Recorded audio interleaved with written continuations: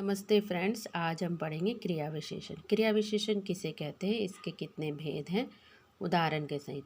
जो शब्द क्रिया शब्दों की विशेषता बताते हैं उसे क्रिया विशेषण कहते हैं। जैसे बाहर खेलो, तो कहाँ खेलना है, बाहर, तो बाहर उसकी विशेषता हो गई और खेलो क्रिया हो गई। ये क्रिया विशेषण के उदाहरण हैं।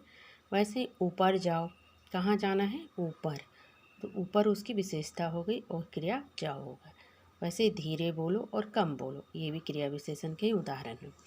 अब क्रिया विशेषण होते कितने प्रकार के हैं, उनके भेद हैं।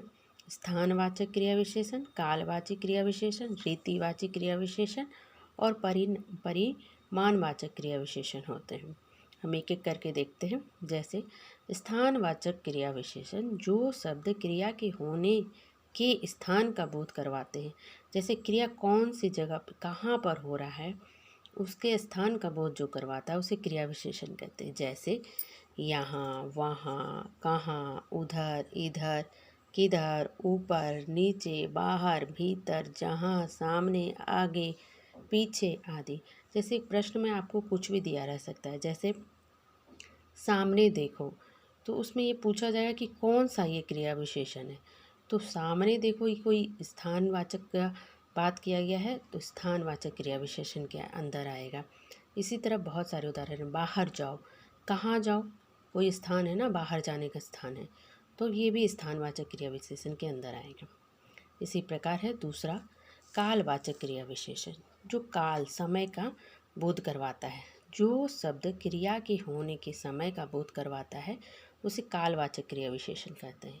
जैसे है कब, अभी, सदा, पहले, सदैव, दिन भर, नित्य, प्रतिदिन, कल, आज, कब, जब, सदा आदि। तो वैसे ही नित्य सत्य बोलो, नित्य क्या बोलो, सत्य बोलो। तो सत्य बोलना जो हो, सत्य बोलो जो हो गया क्रिया, और उसकी विशेषता क्या है, नित्य। नित्य मतलब हमेशा सत्य बोलो, ये भी कालवाचक के अंदर आएगा। उसी तरह है रीतिवाचक क्रिया विशेषण, जो शब्द क्रिया के करने या होने की रीति का बोध करवाता है वो रीतिवाचक क्रिया विशेषण के अंदर आता है। इसके उदाहरण हैं।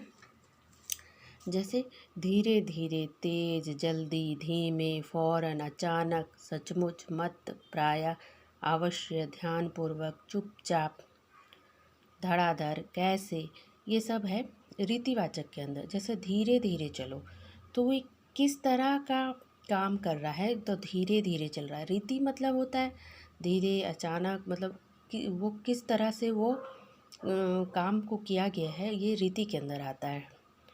उसी प्रकार है परिमाणवाचक। परिमाणवाचक, जो शब्द क्रिया शब्दों की मात्रा और उसके परिमाण का बोध करवाए, वह परिमाणवाचक क्रिया विशेषण के अंदर आता है। जैसे बहुत, कम, जितना, अधिक, ज़्यादा, थोड़ा, पर्याप्त, खूब, तनिक आदि। ये सब परिमाणवाचक क्रिया विशेषण के अंदर आते हैं। धन्यवाद। अगर वीडियो आपको अच्छा लगता है तो प्लीज़ सब्सक्राइब कीजिए, लाइक कीजिए और अधिक से अधिक शेयर कीजिए।